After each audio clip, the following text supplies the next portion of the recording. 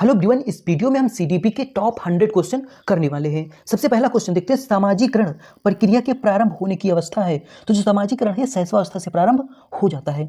अगला क्वेश्चन कह रहा है, शैशवावस्था को सीखने का आदर्श काल किसने कहा था? तो वैलेंटाइन ने कहा था। विकास की प्रक्रिया होती है तो गर्भावस्था से लेकर जीवन पर्यंत तक चलती रहती है। शैशवावस्था में 4 संवेग होते हैं। कौन कौन सा होता है? भय, क्रोध, प्रेम और पीड़ा होता है। अगला क्वेश्चन कह रहा है, नवजात शिशुओं में हड्डियों की संख्या लगभग कितनी होती है? तो 217 होती है। कितने वर्ष का बच्चा सार्थक शब्दों का प्रयोग करने लगता है? 3 वर्ष का बच्चा। बाल्यावस्था की आयु होती है 6 से लेकर 12 वर्ष तक। क्रिया एवं खेल पर आधारित शिक्षण विधि है तो ये मंटेसरी शिक्षण विधि है। 12 वर्ष से लेकर 18 वर्ष तक की आयु होती है तो इसको किशोरावस्था कहा जाता है। 2 भागों में डिवाइड कर सकते हैं, पूर्व किशोरावस्था, उत्तर किशोरावस्था। जो पूर्व किशोरावस्था होगा ये 12 से 16 वर्ष तक, उत्तर किशोरावस्था 17 से लेकर 19 वर्ष तक होगा। क्वेश्चन नंबर 12 कह रहा है, किशोरावस्था बड़े दबाव, तनाव, तूफान तथा संघर्ष की अवस्था है। यह कथन किसने कहा था? तो इसको कहा था स्टेनले हॉल ने। इसे कहा था स्टेनले हॉल ने। अगला क्वेश्चन देखते हैं, शिशु में कब भय एवं क्रोध से संबंधित संवेग का विकास होने लगता है? तो 1 वर्ष में। वाइगोस्की ने बाल विकास के विषय में क्या कहा? यह एक सामाजिक अनुक्रिया का उत्पाद है। वह अवस्था जिसमें सर्वगर्भ जैसी भावना का विकास होता है तो बाल अवस्था। विकास से की ओर बढ़ता है तो जो विकास है वो सामान्य से विशिष्ट की ओर बढ़ता है। चलिए क्वेश्चन नंबर 17 देखेंगे, शिशु की औपचारिक संस्था है विद्यालय। बालक की प्रारंभिक अवस्था में बालक पर वातावरण का सबसे अधिक प्रभाव पड़ता है, घर का प्रभाव पड़ता है। क्यों? क्योंकि बच्चा अधिकतर समय घर पर ही रहता है। सामाजिक सिद्धांत किस पर बल देता है? तो उद्यम के मुकाबले हीनता स्तर पर बल देता है। वह कौन सी संस्था है सामाजिक परंपराओं के हस्तांतरण में सबसे अधिक योगदान करती है? तो वो संस्था जो है परिवार है। चलिए अगला क्वेश्चन देखेंगे, बच्चों के सामाजिक विकास में विशेष महत्व है तो खेल का, क्योंकि बच्चे खेल में जब खेलते हैं कई सारे बच्चों के संपर्क में आते हैं तो ये यहाँ पे खेल हो जाएगा। अगला क्वेश्चन है, परिवार एक साधन है अनौपचारिक शिक्षा का। सामाजिक परंपराओं के हस्तांतरण में सबसे अधिक योगदान करने वाली संस्था परिवार है। पियाजे के अनुसार विकास की पहली अवस्था जन्म से 2 वर्ष की आयु के दौरान बच्चा सबसे बेहतर सीखता है तो इंद्रियों के प्रयोग से। तो बच्चा जो है जन्म से लेके 2 वर्ष की आयु तक सबसे बेहतर किससे सीखता है? तो इंद्रियों के प्रयोग से। हम जानते हैं 5 इंद्रियां होती हैं हमारे शरीर के अंदर। नैतिक दुविधा एवं नैतिक तर्कण को किस मनोवैज्ञानिक ने प्रतिपादित किया था? नैतिक दुविधा और नैतिक तर्कण को लॉरेंस कोहलबर्ग ने प्रतिपादित किया था। कोहलबर्ग का विकास सिद्धांत संबंधित है नैतिक विकास से। वाइगोत्स्की बच्चों के सीखने में किस कारक की महत्वपूर्ण भूमिका पर बल देते हैं? सामाजिक। पियाजे के अनुसार 2 से 7 वर्ष के बच्चे के बीच का एक बच्चा संज्ञानात्मक विकास की अवस्था में है तो ये पूर्व संक्रियात्मक अवस्था में है। संज्ञानात्मक विकास के पूर्व संक्रियात्मक अवस्था में है। पियाजे के सिद्धांत के अनुसार वह कौन सा कारक व्यक्ति के संज्ञानात्मक विकास को प्रभावित नहीं करता? तो ये भाषा है जो बच्चे के संज्ञानात्मक विकास को प्रभावित नहीं करती। अगला क्वेश्चन देखेंगे, वाइगोत्स्की के सिद्धांत के अनुसार विकास की किस पहलू की उपेक्षा होती है? वाइगोत्स्की के सिद्धांत में विकास की किस पहलू की उपेक्षा होती है? तो जैविक या फिर नैतिक कहा जा सकता है। अगला क्वेश्चन है, पियाजे के अनुसार बच्चों में चिंतन वयस्कों से भिन्न होता है बजाय, तो प्रकार वयस्कों से प्रकार में भिन्न होता है बजाय मात्रा के। अगला क्वेश्चन कह रहा है, बच्चों की त्रुटियों के बारे में सत्य कथन है। बच्चों की त्रुटियां उनके सीखने का एक अंग है। बाल केंद्रित शिक्षा का समर्थन किस विचारक द्वारा किया गया? तो जॉन डीवी द्वारा।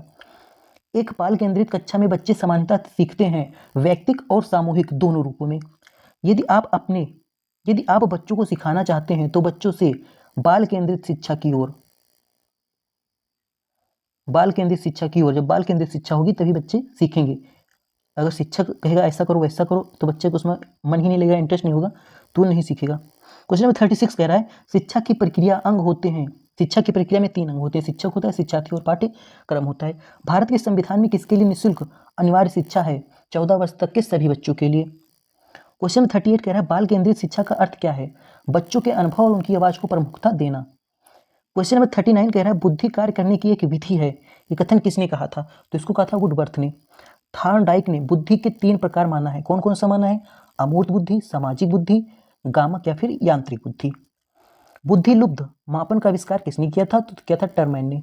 बुद्धि के बहुकारक सिद्धांत के पिता कौन है? थॉर्नडाइक है।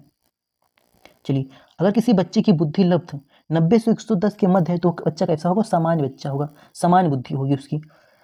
उसके बाद है बुद्धि लब्ध आईक्यू के अनुसार किसी विद्यार्थी की बुद्धि लब्ध 120 से 129 के बीच है तो बच्चा क्या होगा? वो श्रेष्ठ बुद्धि का होगा। चलिए अगला क्वेश्चन है, जी कारक का सिद्धांत प्रतिपादित किया था तो इसको स्पीयरमैन ने दिया था। बुद्धि का तरल मोजेक मॉडल किसने दिया था? कैटल ने दिया था। एक कारक सिद्धांत किसने दिया था? इसको दिया था विनय, टर्मेन और स्टर ने। द्विकारक सिद्धांत स्पेयरमैन ने, त्रिकारक सिद्धांत स्पेयरमैन ने दिया था। चलिए क्वेश्चन नंबर 50 देखेंगे। बहुतत्व या अशाक्त सिद्धांत, आणविक सिद्धांत किसने दिया था? इसको दिया था थॉर्नडाइक ने। भाषा विकास के संदर्भ में कौन सा क्षेत्र पियाजे के द्वारा कम अंतर आंका गया? तो पियाजे ने सामाजिक अंतरिक्ष को कम अंतर आंका था। चिंतन प्रारंभ होने के लिए आवश्यक है समस्या। क्वेश्चन नंबर 53 देखेंगे। राष्ट्रीय पाठचर्या की रूपरेखा 2005 दस्तावेज में भाषा के लिए निहित शब्द है 3 भाषा। जब एक शिक्षक यह समझता है कि स्वाभाविक रूप से लड़के गणित में लड़कियों से अच्छे हैं, यह दर्शाता है कि, तो ये क्या दर्शाता है? अध्यापक जो है वो जेंडर लिंग पक्षपाती है। चलिए अगला क्वेश्चन देखेंगे। एक अच्छा विद्यालय किससे बचता है? तो ये लैंगिक पक्षपात से बचता है। लैंगिक भेदभाव को दूर करने में मुख्य भूमिका होती है परिवार की, समाज की और अध्यापक की। प्रकृति का नियम है कि कोई भी 2 व्यक्ति पूर्णतः एक जैसा नहीं हो सकता। जैसे अगर क्लास में कई सारे बच्चे हैं और एक बच्चा बहुत पढ़ने में तेज है, दूसरा बच्चा क्या होगा? जरूरी नहीं कि बिल्कुल उसी की तरह तेज हो जाए, वो धीमा ही रहेगा, तो उसको सिखाना पड़ेगा। व्यक्तिगत शिक्षार्थी एक दूसरे से भिन्न होते हैं विकास की दर में। अगला क्वेश्चन देखेंगे 59। सतत एवं व्यापक मूल्यांकन में व्यापक शब्दावली का तात्पर्य है शैक्षिक एवं क्षेत्रीय मूल्यांकन से। सतत व व्यापक मूल्यांकन के लिए सही तथ्य नहीं है, इससे शिक्षकों पर बोझ पड़ जाता है, यह सही तथ्य नहीं है। किसी मापक उपकरण के लिए सर्वाधिक वांछनीय है वैधता है। शैक्षिक विकास में मूल्यांकन का अर्थ क्या है? छात्रों की प्रगति का आकलन करना। सीखने की किस प्रकार की अवलोकित रिकॉर्ड सुधारा जाए, इस पर बल देता है सतत और व्यापक मूल्यांकन। अधिगम में आकलन आवश्यक होता है प्रेरणा के लिए। क्वेश्चन नंबर 65 कह रहा है ग्रेड अंकों से कैसे अलग है? जो ग्रेड है वो अंकों से कैसे अलग है? प्रश्न किस प्रकार प्रश्नों से संबंध रखता है? तो ये होगा विश्लेषणात्मक। समावेशी शिक्षा का उद्देश्य क्या है? शिक्षा में लोकतांत्रिक मूल्यों को बढ़ाना, बालकों में नैतिक मूल्य का संचार तथा बालक को आत्मनिर्भर बनाना, यह है समावेशी शिक्षा के उद्देश्य।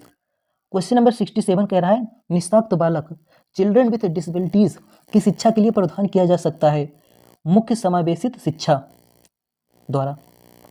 क्वेश्चन नंबर 68 देखेंगे। कह रहा है कक्षा में विविधता का उत्सव मनाती है समावेशी शिक्षा।